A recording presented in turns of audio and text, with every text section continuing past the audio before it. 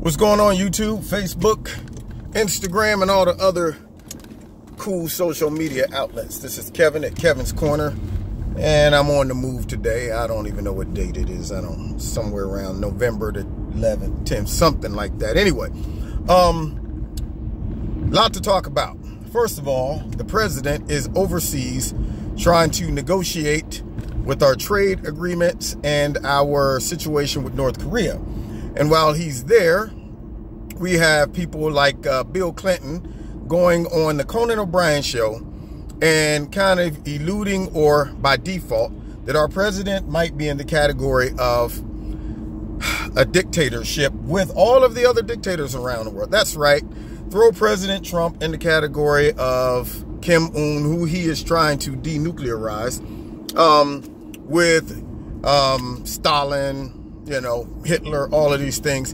And when people do that, it furthermore shows how ridiculous they are and how deranged they are when it comes to Donald Trump and his rhetoric. And I'm listening to the one lucky guy, I guess it's, not 5, but it's the Fox morning show with the ladies, or the afternoon show.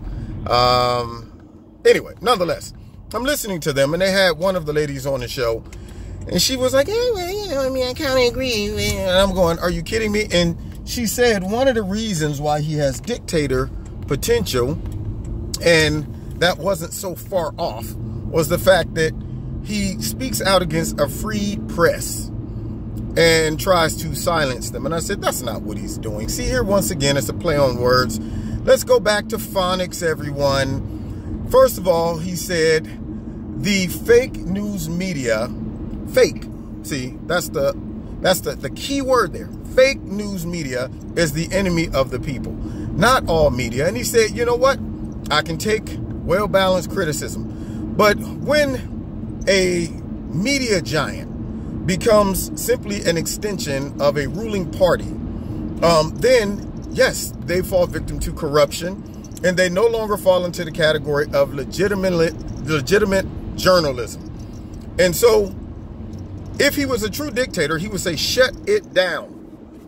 I don't want to hear another word out of MSNBC. I don't want to hear another word out of CNN, the Washington Post, the failing New York Times. None of that. Shut it all down. That's what a dictator does, And so for them to throw him into that category, I'm offended, to be honest with you. And it's the 1-year anniversary. And I'm going, okay, how many rights has he rolled back? How many people have he enslaved? How many people has he sent off to concentration camps and jailed for whatever reason? How many people did he say, give me all your guns? How can someone who is pro-gun be a dictator? See, and this is what's getting me, because I've been looking at a lot of people go on TV trying to, of course, promote gun legislation over the recent shooting. And they are now coming to the confession that we want really to implement taking all guns away. Eventually, we want to get them all out of there. Now, to me, that's more alluding towards a dictatorship than what Donald Trump stands for. I mean, it'd be real hard to be a dictator when you got a mass amount of people fighting back with guns. And he's an advocate for that. And yet you got the Democrats, who is an advocate for more gun restrictions, and if they really are honest, restricting or removing guns altogether. But yet somehow Donald Trump's a dictator. Anyway, doesn't make sense. Now, moving on to North Korea. What are we going to do about them, guys? I mean, completely out of control. China keeps giving us false hopes of working to help us solve the issue. And I wonder sometimes, what is the end game for my man Kim Un? And how is Donald Trump going to address this? Now, what I do feel, I feel like China, at the end of the day, don't want another problem or a headache to have to deal with as they pursue world dominance, because that's what they're trying to do. They're trying to overtake us economically, militarily, all of those things.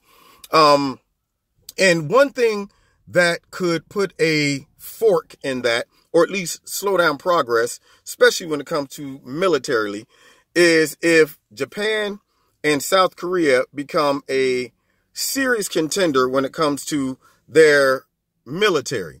And if China was smart, they would say, look, let's not add to another problem here. Everything right now is going good for us. Let's not put ourselves in a position because of knucklehead North Korea to now have to deal with Japan and South Korea. Because if we really want to get down to it, if we wanted to, we can say, okay, I'll tell you what, we're going to now start selling our best military equipment to Japan and to South Korea and allow them to defend themselves against North Korea with nuclear capability, with missile, anti-missile capability, all of those things, which also becomes a threat to China.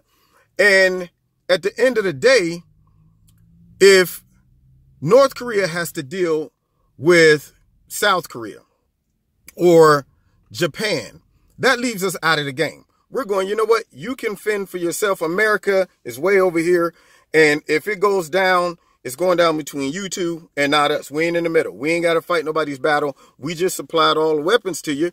And now if North Korea is really that crazy and hates South Korea that much or Japan that much, then let them blow each other up.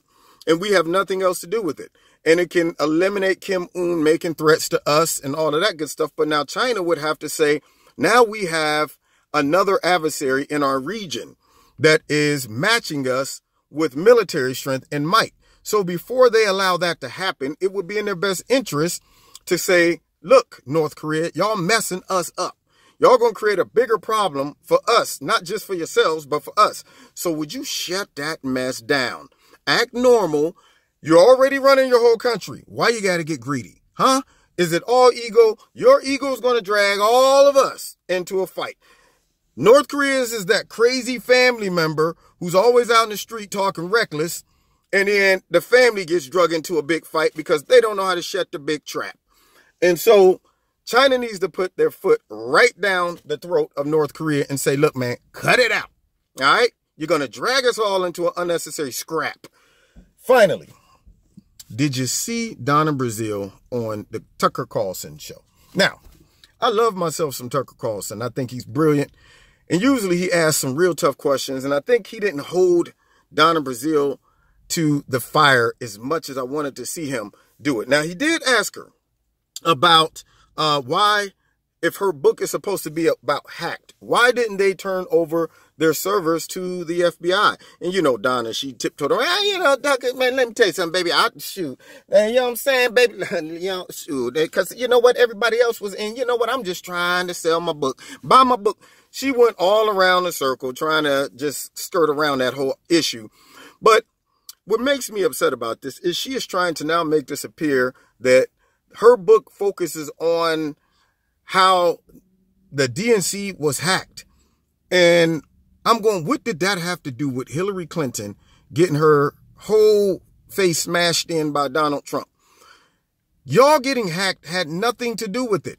And it just blows my mind that she's about to make a lot of money on this book.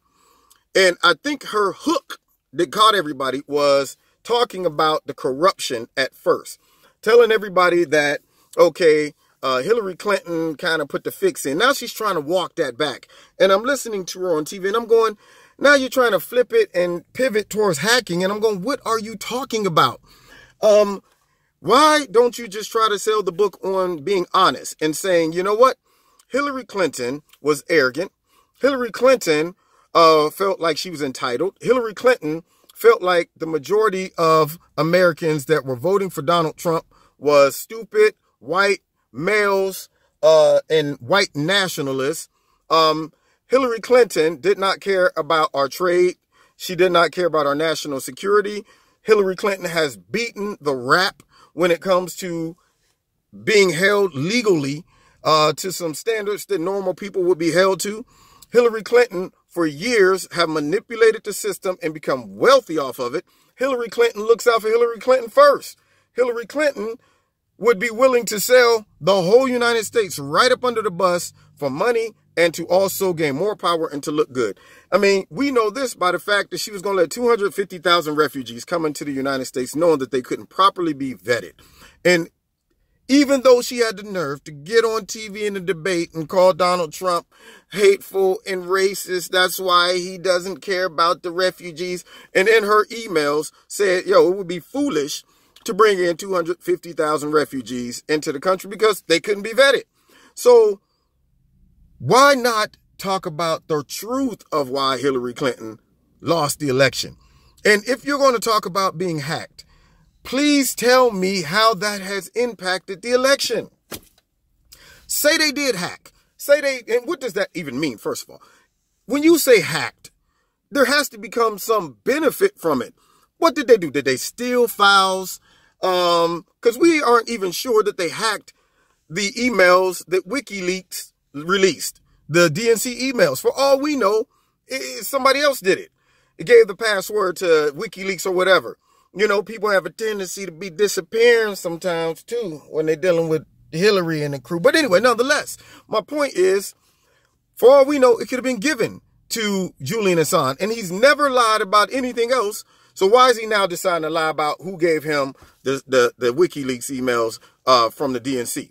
And so when you say things like, we've been hacked, I'm going, man, get that crap out of here. Unless you could break it down point for point, how your emails being hacked and displayed, it wasn't like these were lies in the emails. These were the true things that y'all was talking about. But you tell me, how did that make Hillary Clinton lose when it comes to being hacked? Were they lying on her? Did they change information? Did they change votes? Did they change the minds and opinions of Americans who already had come to the conclusion that Hillary Clinton is crooked and manipulating? She would be better off focusing on some hardcore truths about the corruption of Clinton. If she disclosed all of those things, the books would sell millions. I would throw Hillary under the bus if I was Donna Brazile, because right now she's not going to get any love from the Democrats because they feel she sold her out.